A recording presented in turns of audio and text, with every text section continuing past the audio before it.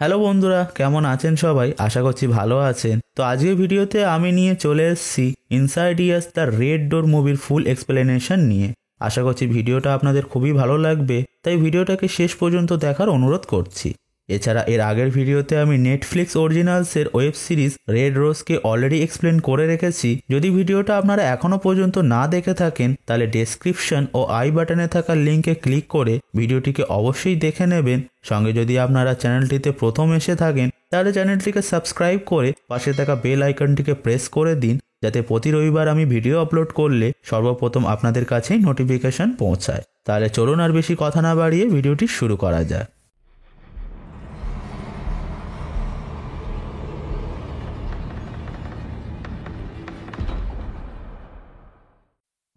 তো মুভিটির শুরুতে আমরা আগের পার্টের কিছু সিন দেখতে পাই, যেখানে কার্ল নামে একটা ডক্টর জস ও ডলটনের মেমোরিকে ইরেজ করে দেয় তাদেরকে হিপনোটাইজ করে। ফলে তাদের দ্য ফাদার, এলিস, ডিমন কোনো কিছুই মনে থাকে না। এনিওয়ে, সিনটি চেঞ্জ হয় আর আমাদেরকে 9 বছর পরের কাহিনীকে দেখানো হয়, যেখানে আমরা জস ও তার পরিবারকে তার মা লরেনের ফিউনারালে দেখি। এখানে আমরা জানতে পারি যে জস ও ডলটনের মধ্যে আর আগের মতো সম্পর্ক নেই। ডলটন খুব ভালো একটা আর্টিস্ট ছিল, ফলে সে নেক্সট উইকে আর্ট কলেজে অ্যাডমিশন নিচ্ছে। তাই তার মা রেনেই তার বাবা জসকে সাজেস্ট করে যে তাকে এই সুযোগটা কাজে লাগিয়ে ডলটনকে কলেজ পর্যন্ত পৌঁছে দেওয়া উচিত, যাতে করে তাদের সম্পর্কটা ঠিক হয়। এখন তাদের কথোপকথনের দরুন আমরা জানতে পারি যে জস ও তার স্ত্রী রেনের মধ্যে ডিভোর্স হয়ে গিয়েছে, তাই জস এখন আলাদা থাকে। তার মানসিক অবস্থা খুব একটা ভালো ছিল না, ফলে সে সবসময় একটু বিরক্ত থাকতো। এনিওয়েজ, এখন জস রেনের কথা রাজি হয়ে যায়। ঠিক তখনই আমরা সেই কার্ল নামে ডক্টরটিকে দেখতে পাই যে লরেনের ফিউনারালে এসেছিল। ফলে জস তাকে দেখতে পায় কিন্তু তাকে চিনতে পারে না। তাই কার্ল এখানে বলে যে সে তার মা লরেনের বন্ধু। এরপর আমরা জসকে গাড়ির মধ্যে বসে ডলটনকে টেক্সট করতে দেখি, যেখানে সে ডলটনকে কলেজ পর্যন্ত ড্রপ করার কথা বলে, যেটাতে ডলটন রাজি হয়ে যায়। তাই জস ডলটনের ছোটবেলার কিছু ভিডিও দেখতে লাগে। ঠিক তখনই আমরা গাড়ির পিছনে কাউকে ধীরে ধীরে তার দিকে এগিয়ে আসতে দেখি, যেটা জস খেয়াল করে না। আর হঠাৎ সেই অচেনা ব্যক্তিটি সেখান থেকে অদৃশ্য হয়ে যায়। সিনটি চেঞ্জ হয় আর আমরা 1 সপ্তাহ পরের ঘটনাকে দেখি, যেখানে জস ডলটনকে তার কলেজে ছাড়তে যাচ্ছে। এখন যেতে যেতে বাবা ও ছেলের মধ্যে খুব একটা কথা হয় না, কারণ ডাল্টন এখনো পর্যন্ত তার বাবার উপর ক্ষিপ্ত ছিল। কিন্তু তবুও জস ডাল্টনের সঙ্গে কথা বলার চেষ্টা করে, যেখানে সে ডাল্টনের কাছে তার নতুন কলেজের টিচারের কথা জিজ্ঞাসা করে, যেটাতে ডাল্টন প্রফেসর আর্মাগানের কথা বলে, যার ক্লাস করার জন্য সে খুব এক্সাইটেড ছিল। এরপর কলেজে পৌঁছে জস ডাল্টনের রুমকে সেট আপ করতে সাহায্য করে, যেখানে জস ডাল্টনের স্কেচ বুকের মধ্যে তার মা লরেনের একটা স্কেচ খুঁজে পায়, যেটা দেখে সে ডলটনের অনেক প্রশংসা করে। ফলে ডাল্টন বলে যে তার সবসময় মনে হতো যেন তার গ্র্যান্ডমা লরেন নিজের মধ্যে অনেকগুলো রহস্য লুকিয়ে রেখেছে। কিন্তু জস এখানে ডাল্টনকে বোঝায় যে লরেন একজন সিঙ্গেল মাদার ছিল, ফলে সে খুব কষ্টে তার জীবনটাকে কাটিয়েছে, এছাড়া আর কোনো রহস্য ছিল না। এরপর আমরা ডাল্টনের জিনিসপত্রের মধ্যে অনেকগুলো লাইটস ও পাওয়ার আউটলেটকে দেখতে পাই, যার ফলে আমরা জানতে পারি যে ডাল্টন এখনো পর্যন্ত অন্ধকারকে ভয় পায়। এখন তাদের কথার মাঝে জস ডাল্টনের কাছে ক্ষমা চায়, কারণ সে কিছু বছর ধরে তাদের খেয়াল রাখতে পারেনি। তাই জস ডাল্টনের কাছে শেয়ার করে যে তার সবসময় মনে হয় যেন কেউ তার পুরনো স্মৃতির উপর বালি চাপিয়ে দিয়েছে, ফলে সে নিজেই তার ব্রেনকে নিয়ে প্রচণ্ড স্ট্রাগল করছে। জস এখানে আরও বলে যে সে কখনো তার বাবার মতো হতে চায় না, যে কিনা মাঝ রাস্তায় তার মাকে ছেড়ে চলে গিয়েছিল। এখন তাদের কথাবার্তার দরুন রুমের মধ্যে ডাল্টনের রুমমেট এন্টার করে যায়, যার নাম হলো ক্রিস। ক্রিসকে দেখে ডাল্টন অবাক হয়ে যায়, কারণ ক্রিস একটা মেয়ে ছিল, যেখানে সে রুমের ফর্ম ফিল করার সময় ক্রিসকে ছেলে মনে করেছিল। তাই ক্রিস ডাল্টনকে বলে যে সে ওয়ার্ডেনের সঙ্গে কথা বলে তার রুম চেঞ্জ করে নেবে, আর এটা বলে সে সেখান থেকে চলে যায়। কিন্তু ক্রিসের যাওয়ার পরক্ষণেই জস ও ডাল্টনের মধ্যে একটু ঝগড়া হয়ে যায়, যেখানে ডাল্টন জস ও তার মা রেনের ডিভোর্সের কথা বলে ফেলে, যেটা শুনে জস খুব কষ্ট পায় এবং সেখান থেকে চলে যায়। এখন বাড়ি ফেরার পথে জস ডাল্টনকে একটা ভয়েস মেসেজ পাঠায়, যেটাতে সে ডাল্টনের কাছে প্রমিস করে যে সে তার মেন্টাল হেলথের উপর কাজ করবে এবং জানার চেষ্টা করবে যে সে তার পরিবারের থেকে এত দূর কেন হয়ে গিয়েছে। অন্যদিকে ডাল্টন যখন ফ্রেশ হয়ে তার রুমে চলে আসে, সে লক্ষ্য করে যে রুমের মধ্যে ক্রিস আছে। তাই সে বিষয়টি তাকে জিজ্ঞাসা করলে ডাল্টন জানতে পারে যে ক্রিসের রুম পরের দিন চেঞ্জ হবে, তাই আজ রাতটা তাদেরকে এই রুমেই অ্যাডজাস্ট করতে হবে। তাই ডাল্টন ও ক্রিস একে অপরের সঙ্গে বন্ডিং করতে শুরু করে, ফলে তারা তাদের লাইফের কিছু কথা একে অপরের সঙ্গে শেয়ার করে। ডাল্টন এখানে বলে যে তার জীবনে একটা বছর তার একটুও মনে নেই যেখানে তার বয়স 9 থেকে 10 বছর ছিল, আর কোনো কঠিন রোগের কারণে সে কোমায় চলে গিয়েছিল, কিন্তু কেন এবং কিভাবে সেটা তার মোটেও মনে নেই। এনিওয়েজ, পরের দিন সকালে আমরা ডাল্টনকে তার প্রথম আর্ট ক্লাসে জয়েন করতে দেখি, যেখানে প্রফেসর আর্মাগান সবাইকে তার মনের মধ্যে উঁকি দিয়ে এমন একটা চিত্র বানাতে বলে যেটা তাদের ভিতরের আসল আর্টিস্টকে বাইরে বার করে আনবে।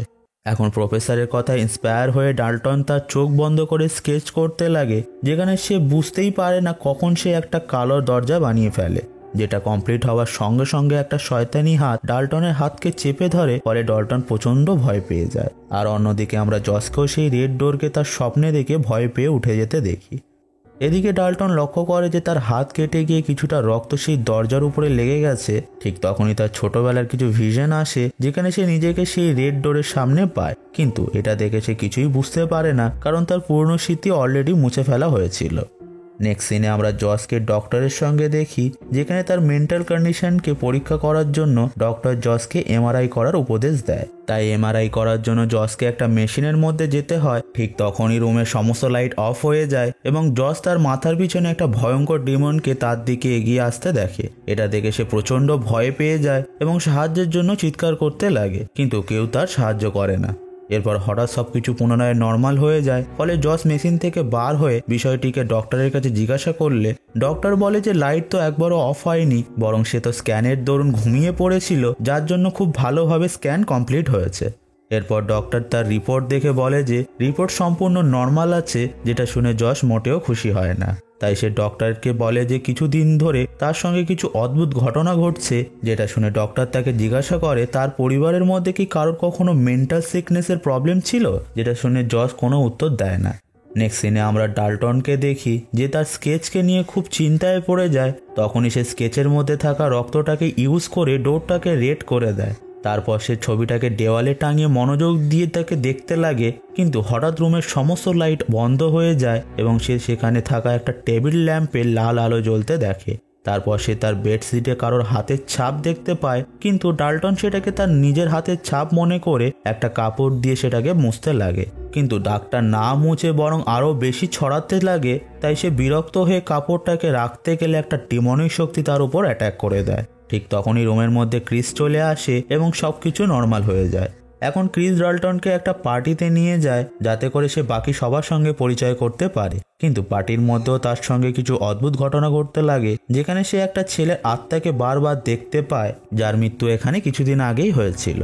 এখানে ডাল্টন ফিল করে যেন ছেলেটির আত্মা তার সঙ্গে কিছু বলার চেষ্টা করছে। তাই সে যখন মনোযোগ সহকারে ছেলেটির কথাগুলো শোনে, সে শুধুমাত্র একটাই কথা শুনতে পায়, that is close the door, যেটা শুনে ডাল্টন কিছুই বুঝতে পারে না। এনিওয়ে, সেই দিন রাতে আমরা ডাল্টনকে তার সেই চিত্রটার উপর কাজ করতে দেখি, যেখানে সে হঠাৎ ঘুমিয়ে পড়ে। আর এই পয়েন্টে প্রথমবার ডাল্টন আবার নিজের দেহ থেকে বেরিয়ে আসে। এখন এটা দেখে সে অবাক হয়ে যায়, কারণ সে নিজেই নিজেকে চেয়ারে ঘুমাতে দেখে। তাই বিষয়টি কি ঘটছে সেটা জানার জন্য ডাল্টন ঘুরতে ঘুরতে ক্রিসের রুমে চলে যায়, যেখানে ক্রিস কারোর উপস্থিতি রুমের মধ্যে অনুভব করে। তাই ক্রিস বিষয়টি জিজ্ঞাসা করার জন্য ডাল্টনের রুমের দিকে যেতে লাগে, ফলে ডাল্টন খুব ভয় পেয়ে যায় এবং নিজের বডির কাছে ফিরে যায়। আর তখনই আমরা একটা ডিমনকে তার পিছু নিতে দেখি, যেটা আর কেউ নয়, সেই লিপস্টিক ফেস ডিমন ছিল। এতক্ষণে ক্রিস ও ডাল্টনের রুমে চলে আসে এবং জিজ্ঞাসা করে যে সে কি কিছুক্ষণ আগে তার রুমে এসেছিল, যেটা শুনে ডাল্টন ক্রিসকে সম্পূর্ণ বিষয়টি বুঝিয়ে বলে। পরের দিন সকালে ক্রিস বিষয়টিকে নিয়ে রিসার্চ করে, যেখানে সে ডাল্টনকে স্পেক্স ও ট্র্যাকারের একটা ভিডিও দেখায়। এখন ভিডিওটির মধ্যে তারা দুজন অ্যাস্ট্রাল প্রজেকশনের ব্যাপারে বলে, যেটা এমন একটা পদ্ধতি যার মাধ্যমে মানুষ অন্য জগতে ট্রাভেল করতে পারে। এখানে এলিসও বিষয়টিকে এক্সপ্লেন করে, যেখানে সে দ্য ফার্দারের ব্যাপারে জানায়, যার মধ্যে অনেকগুলো শয়তানি আত্মা ও ডিমন থাকে, যারা অ্যাস্ট্রাল প্রজেক্ট করা ব্যক্তির আত্মাকে ক্যাপচার করতে চায়।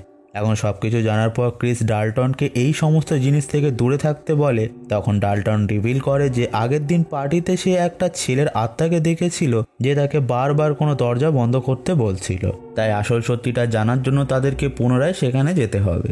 এরপর ডাল্টন ও ক্রিস আবার সেই বাড়িটাতে যায়, যেখানে ডাল্টন একটা অন্ধকার রুমে গিয়ে অ্যাস্ট্রাল প্রজেকশন শুরু করে। এখন সে তার শরীর থেকে বার হয়ে সেই ছেলেটার আত্মাকে খুঁজতে লাগে, যেখানে সে বুঝতেই পারে না যে ডিমনটি তার উপস্থিতি সেখানে বুঝতে পেরে গেছে।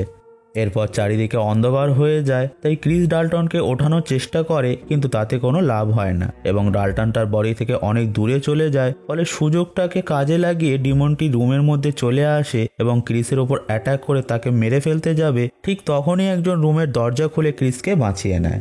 ততক্ষণে ডাল্টনও তার শরীরে ফিরে আসে, যেখানে এই ঘটনাটির পর ক্রিস খুব ভয় পেয়ে যায় এবং ডাল্টনকে ওয়ার্ন করে যাতে সে পুনরায় অ্যাস্ট্রাল প্রজেকশন না করে, কারণ এতে করে যে কোনো মানুষের প্রাণ যেতে পারে। এরপর সিনটি চেঞ্জ হয় আর আমরা আবার জসকে দেখি যে তার স্মৃতিশক্তিটাকে শক্ত করার জন্য তার পরিবারের সদস্যদের ছবির সাহায্যে তাদের নাম মনে রাখার চেষ্টা করে। ঠিক তখনই একটা আত্মা জসের ওপর অ্যাটাক করে দেয়, ফলে জস প্রচণ্ড ভয় পেয়ে যায়। এখন সে তার প্রাণ বাঁচাতে সেখান থেকে পালিয়ে যেতে লাগে, কিন্তু আত্মাটিও জসের পিছু নেয়। তাই জস নিজেকে একটা রুমের মধ্যে লক করে নেয়, যেখানে সেই আত্মাটিও পৌঁছে যায়, কিন্তু সারপ্রাইজিংলি সেই আত্মাটি তার কোনো ক্ষতি না করে শুধুমাত্র একটা বক্স তাকে দিয়ে সেখান থেকে উধাও হয়ে যায়, যেটাতে লেখা ছিল বেন বার্টন। এখন বক্সটাকে খোলার পর জস লক্ষ্য করে বক্সটির মধ্যে কিছু ছবি আছে এবং সঙ্গে একটা হসপিটালের সাইকিয়াট্রিক রিপোর্ট আছে, যার মধ্যে কোনো বেন বার্টন নামের ব্যক্তির ব্যাপারে লেখা ছিল। এখানে জস জানতে পারে ব্যক্তিটি আসলে আর কেউ নয়, তারই বাবা, যেখানে রিপোর্টস অনুযায়ী বেন 1970-এর দরুন হসপিটালে ভর্তি হয়েছিল, যার স্কিজোফ্রেনিয়া ধরা পড়েছিল, যেখানে সে চিকিৎসা চলার দরুন হসপিটালের ছাদ থেকে ঝাঁপ দিয়ে আত্মহত্যা করে নিয়েছিল। কিন্তু মৃত্যুর আগে বেন একটা নোট লিখে গিয়েছিল, যার মধ্যে লেখা ছিল দিস এন্ডস উইথ মি। এখন তার বাবার ব্যাপারে এত কিছু জানার পর জস আরও কনফিউজ হয়ে যায়, কারণ তার মনে হচ্ছিল যে হয়তো তার বাবা মানসিকভাবে রোগী ছিল আর তার জন্যই এখন সেও মেন্টালি ইল হয়ে যাচ্ছে। এখন সেই বিষয়টি নিয়ে কথা বলার জন্য রেনের কাছে যায়, যেখানে সে তার বাবার সঙ্গে ঘটা সমস্ত ঘটনা তাকে জানিয়ে দেয়। এখন সবকিছু জানার পর রেনে বিষয়টাকে বুঝতে পারে, ফলে সে জসের কাছে আসল সত্যিটা রিভিল করে, যেখানে সে বলে যে জস কিভাবে অ্যাস্ট্রাল প্রজেক্টের দ্বারা ডিমনের মুখোমুখি হয়েছিল এবং কিভাবে সে ডাল্টনকে বাঁচিয়েছিল, আর কিভাবে সেই ডিমন তাকে পজেস করে তাদের উপর হামলা করে তাদেরকে মারার চেষ্টা করেছিল। এগুলো জানার পর জস খুব আপসেট হয়ে যায় এবং রেনেইকে বলে যে তার এত বড় সত্যিটাকে লুকিয়ে রাখাটা উচিত হয়নি। অন্যদিকে ডাল্টন ক্রিস চলে যাওয়ার পর তার চিত্রটাকে পুনরায় কমপ্লিট করতে শুরু করে। এর মধ্যে তার কিছুটা স্মৃতি পরিষ্কার হয়ে গিয়েছিল, তাই সে এই দরজাটার বিষয়ে জানার জন্য তার ছোট ভাই ফস্টারের কাছে কল করে, যেখানে ফস্টার তাকে তো সবকিছু বলতে পারে না, কিন্তু সে ডাল্টনকে ছোটবেলার একটা ঘটনাকে মনে করিয়ে দেয়, যখন জস তাদের উপর অ্যাটাক করে তাদের সবাইকে মারার চেষ্টা করেছিল। এখন এই সব শোনার পর ডাল্টনের বিষয়টি মনে পড়ে যায়, ফলে সে তার চিত্রটাকে কমপ্লিট করে নেয়, যেখানে সে জসের সেই চিত্রটাকে বানায় যখন সে তাদের উপর আক্রমণ করেছিল। এরপর ডাল্টন তার বানানো চিত্রটাকে ফস্টারকে পাঠিয়ে দেয়, যেটা সে তার বাবা মাকে দেখিয়ে দেয় এবং জিজ্ঞাসা করে যে রেড ডোরটা আসলে কি। এখন চিত্রটাকে দেখে জস ও রেনে প্রচণ্ড ভয় পেয়ে যায় এবং বুঝতে পারে যে ডাল্টন বিপদের মধ্যে আছে। এদিকে আমরা ডাল্টনকে দেখি যে তার বানানো চিত্রটাকে একভাবে দেখছিল। ঠিক তখনই আমরা ধীরে ধীরে ডাল্টনকে সেই পয়েন্টে চলে যেতে দেখি যখন জস ডিমনের দ্বারা পজেস হয়ে ছোট ডাল্টন ও বাকিদের উপর হামলা করে দিয়েছিল। তখনই ডাল্টন সেখানে রেনে ও তার ছোট ভাই ও নিজেকে আসতে দেখে। এখন রেনে ভিতর থেকে দরজা বন্ধ করে দেয়, যেখানে বাইরে থেকে জস ভিতরে আসার জন্য চেষ্টা করে। এই মুহূর্তে ছোট ডাল্টন অ্যাস্ট্রাল প্রজেকশন করে ফার্দারের মধ্যে যায়, যাতে করে সে তার বাবা জসকে ফিরিয়ে আনতে পারে। কিন্তু তখনই জস ভিতরে ঢুকে গিয়ে একটা হাতুড়ি দিয়ে ছোট ডাল্টনকে মারতে যাবে। সেই মুহূর্তে বড় ডাল্টন জসকে কাজটা করতে মানা করে এবং অনবরত চিৎকার করতে লাগে। ঠিক তখনই সবকিছু নিজে নিজেই পরিবর্তন হয়ে যায় এবং আমরা বুঝতে পারি যে ডাল্টন পুরোপুরিভাবে দ্য ফার্দারের মধ্যে আটকে গেছে, যেখানে তার উপরে একটা শয়তানি আত্মা হামলা করে দেয়। এরপর সে নিজেকে সেই ভয়ঙ্কর ডিমনের বাড়িতে পায়, যেখানে ডিমনটা হঠাৎ তার সামনে এসে তাকে বন্দি করে নেয়। অন্যদিকে আসল জগতে আমরা ডাল্টনকে জেগে উঠতে দেখি, যে একটু অদ্ভুতভাবে স্মাইল করে। তখনই রুমের মধ্যে ক্রিস চলে আসে, যে অনেকগুলো এলইডি লাইট নিয়ে এসেছিল। এখন ক্রিস ডাল্টনকে সুস্থ দেখে খুব খুশি হয়। তারপর সে রুমের মধ্যে অনেকগুলো লাইট জ্বালায়, সেইং যে সে জানে যে ডাল্টন অন্ধকারের থেকে ভয় পায়। কিন্তু ডাল্টন এখানে বলে যে তার আর অন্ধকারকে ভয় লাগে না। তখনই হঠাৎ লাইটগুলো বন্ধ হয়ে যায়, তাই ক্রিস সেটাকে চেক করে, কিন্তু লাইটগুলো পুনরায় অন হয় না। তখনই ক্রিস যে ডাল্টনের দিকে তাকায়, সে লক্ষ্য করে ডাল্টন সেখানে নেই। তাই ক্রিস ডাল্টনকে খুঁজতে লাগে, যেখানে সে ডাল্টনকে একটা কোনায় দাঁড়িয়ে থাকতে দেখে। তাই ক্রিস যখন তাকে ডাকে ঠিক তখনই আমরা ডাল্টনকে পুরোপুরিভাবে পাজল স্টেজে দেখি যে ক্রিসের ওপর অ্যাটাক করে দেয়। অন্যদিকে আমরা জসকে দেখি যে পুনরায় অ্যাস্ট্রাল প্রজেক্টের মাধ্যমে দ্য ফাদারের মধ্যে প্রবেশ করে যাতে সে ডাল্টনকে বাঁচাতে পারে। এখন জস একটা মিউজিক থেকে হওয়া শব্দের পিছু নিয়ে ডাল্টনের কলেজের সেই রুমে পৌঁছে যায় যেখানে সে ডাল্টনকে পাজলস দেখে। এটা দেখে সে বুঝতে পারে যে ডাল্টন আবার সেই ডিমনের দ্বারা বন্দী হয়ে গেছে, যেখানে আমরা দেখতে পাই যে ডাল্টনকে ডিমন একটা শিকল দিয়ে বেঁধে রেখে দিয়েছে। এরপর জস খুব কষ্টে ডিমনের হাত থেকে নিজেকে বাঁচিয়ে ডাল্টনের কাছে পৌঁছে যায়। এখন ডাল্টন জসের হাতে হাতুড়ি দেখে ছোটবেলার ঘটনাটা তাকে জিজ্ঞাসা করে, যেখানে জস বলে সেটা সেই রেড ফেস ডিমন করেছিল যে তখন তাকে বন্দি করে রেখেছিল, যেমন এখন তাকে বন্দি করে রেখে দিয়েছে। এরপর জস ডাল্টনকে ছাড়িয়ে নেয় এবং তারা দুজন মিলে সেখান থেকে পালাতে লাগে, কিন্তু সেই ডিমনটা তাদের উপস্থিতি বুঝতে পেরে তাদের পিছু নেয়। তাই জস রেড ডোরটাকে বন্ধ করে তাকে ব্লক করে দেয়। তখনই জস ডাল্টনকে বলে যে ডিমনটাকে আটকানোর জন্য দরজাটাকে যে কোনো উপায়ে পুরোপুরিভাবে ব্লক করতে হবে, নাহলে এই ডিমনটি বারবার তাদেরকে বন্দি করার চেষ্টা করবে। তাই জস তখন ডিসাইড করে যে সে তার প্রাণ দিয়ে ডিমনটাকে আটকে রাখবে যাতে ডাল্টন সুস্থভাবে জীবন কাটাতে পারে। তাই জস ডাল্টনকে একা ফিরে যেতে বলে, যেখানে কোনো উপায় না থাকায় ডাল্টন ফিরে যায়। তখনই জস তার বাবার মতো বলে দিস এন্ডস উইথ মি, কিন্তু হঠাৎ জস লক্ষ্য করে যে দরজাটার উপরে একটা কালো রং ছড়িয়ে পড়ছে, যেখানে আসল জগতে ডাল্টন সেই রেড ডোরের চিত্রটাকে কালো রং দিয়ে পেন্ট করতে শুরু করে। ফলে ডিমনটা প্রচণ্ড অ্যাগ্রেসিভ হয়ে যায় এবং বাইরে আসার খুব চেষ্টা করে, কিন্তু ততক্ষণে দরজাটা পুরোপুরিভাবে কালো রঙে ঢেকে যায়। আর ফাইনালি আমরা জসকে ফ্রি হয়ে যেতে দেখি, যেখানে সে শেষবারের মতো তার বাবাকে মনে করে। ঠিক তখনই জসের বাবা তার সামনে আসে এবং একটা ল্যাম্পে পরিণত হয়ে যায়, যেটার সাহায্যে সে তার শরীরে ফিরে যায় এবং আসল জগতে জসের হুঁশ ফিরে আসে। নেক্সট সিনে আমরা ডাল্টনকে তার চিত্রটাকে পুনরায় কমপ্লিট করতে দেখি, যেটাতে তার বাবা তাকে অন্ধকার থেকে বাঁচিয়ে আনছে। এখন ক্রিস ডাল্টনকে সেই রেড ডোরের চিত্রটাকে জ্বালিয়ে দিতে বলে, কিন্তু ডাল্টন এখানে বলে যে তাদের এই ঘটনাটাকে মনে রাখতে হবে যাতে তারা সেই ডিমনের সঙ্গে লড়াই করতে পারে। মুভিটির শেষ সিনে আমরা জস ও ডাল্টনের সম্পর্কটাকে পুরোপুরিভাবে ভালো হয়ে যেতে দেখি। সিনটি চেঞ্জ হয় আর আমরা এলিসকে দেখি যে জসের কাছে আসে, যাকে দেখে জস একটু একটু মনে করতে পারে, কিন্তু সে সম্পূর্ণভাবে তাকে মনে করতে পারে না, কারণ তার স্মৃতি এখনো পর্যন্ত পুরোপুরি ফিরে আসেনি। এলিস এখানে জসকে বলে যে তারও ডাল্টনের জীবন খুব সুন্দর হতে চলেছে, কিন্তু জসকে এখন থেকে একটু সাবধানে থাকতে হবে, যেটা বলে এলিস সেখান থেকে উধাও হয়ে যায় আর মুভিটি এখানেই শেষ হয়ে যায়। তো বন্ধুরা, এটাই ছিল ইনসাইডিয়াস দ্য রেড ডোর মুভির ফুল এক্সপ্লেনেশন। আশা করছি ভিডিওটা আপনাদের ভালো লেগেছে। যদি ভালো লেগে থাকে অবশ্যই কমেন্ট করে জানাবেন এবং সঙ্গে একটা লাইক অবশ্যই দিয়ে যাবেন এবং এই ভিডিওটা আপনাদের বন্ধুদের সঙ্গে শেয়ার করুন। তাছাড়া প্রতি রবিবার এমনই ভিডিও পেতে চ্যানেলটিকে সাবস্ক্রাইব করে পাশে থাকা বেল আইকনটিকে প্রেস করে দিন, তাহলে আমি আসবো নেক্সট রবিবার এমনই কিছু মুভি এক্সপ্লেনেশন নিয়ে। Till then keep watching.